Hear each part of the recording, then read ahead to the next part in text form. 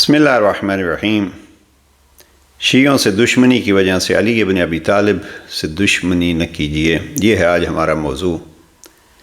اور بہت سارے ایسے موارد ہیں جہاں کسی شیعہ کی کوتاہی کی وجہ سے یا شیعہ سے دشمنی کی وجہ سے دشمنی علی سے شروع کر دی جاتی ہے۔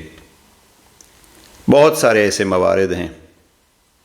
مجھے یاد آتا ہے پچھلے دنوں میں اہل سنت علماء میں سے ایک مشہور عالم مولانا طارق جمیل صاحب نے کہیں جناب امیر المومنین کے لیے لفظ مولا استعمال کیا، تو وہ ان کے خلاف ہنگامہ آرائی کی گئی۔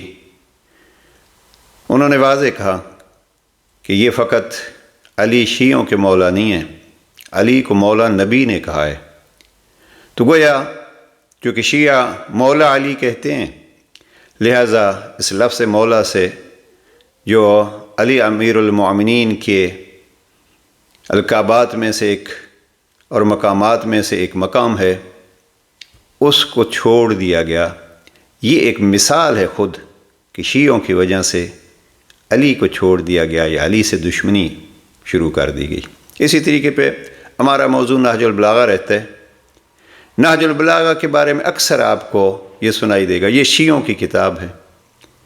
بے شیعوں کی کتاب نہیں ہے، یہ علی کے کلمات کا ایک انتخاب ہے جو ایک شیعہ عالم نے کیا ہے۔ تو اب علی علیہ السلام کے کلام سے، علی علیہ السلام کے وہ بہترین توحید سے مالا مال خطبات سے، حکمت سے بھری ہوئی ان چھوٹی چھوٹی فرامین اور حکمتوں سے، سینگ سے دشمنی کیوں ہے اور ان کو چھوڑ کیوں دیا گیا ہے؟ اس وجہ سے کہ اس کتاب کو ایک شیعہ نے جمع کیا۔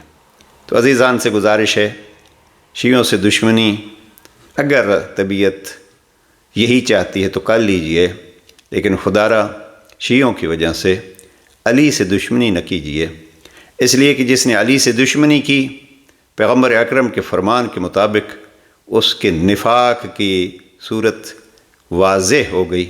اور یہ جناب امیر علیہ السلام نے نہج البلاغہ حکمت 45 میں ارشاد فرمایا کہ اگر میں مومن کی ناک پر تلواریں لگاؤں کہ وہ مجھے دشمن رکھے تو جب بھی وہ مجھے دشمن نہ رکھے گا، اور اگر تمام متاع دنیا کافر کے آگے ڈھیر کر دوں تو وہ بھی مجھے دوست نہیں رکھے گا۔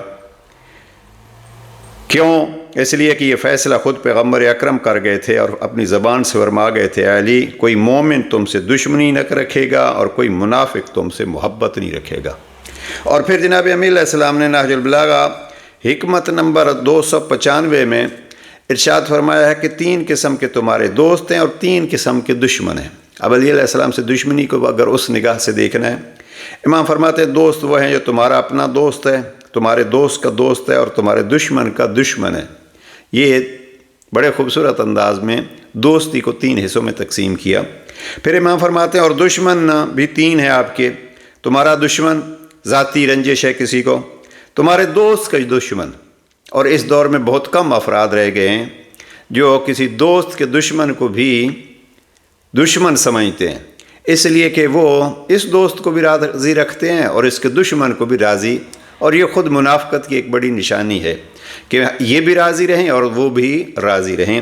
جناب امیر علیہ السلام فرماتے ہیں کہ دشمن کی دوسری قسم یہ ہے کہ تمہارے دوست کا دشمن بھی حقیقت میں تمہارا دشمن ہوتا ہے۔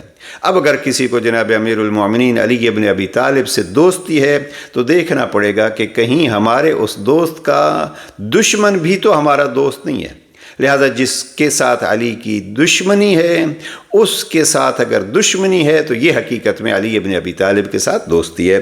تو یہ دوسرا جملہ وَأَعْدَاؤُكَ وَعَدُوُّ صِدِيقِكَ، تیرے دوست کا دشمن بھی آپ کا دشمن ہوتا ہے۔ خدا نہ کرے ہم علی کے دشمنوں کے دوست بن جائیں اور پھر ہم یہ بھی کہیں کہ ہم علی کے بھی چاہنے والے ہیں۔ لہذا کوشش کیجئے، بہرحال ہمارا اصل موضوع ہے وہ یہ ہے کہ کوشش کیجئے شیعوں کی کوتاہیوں کی وجہ سے جناب امیر المومنین کو دشمن مت بنائیے اور پھر امیر المومنین کے دشمنوں کو دوست مت بنائیے۔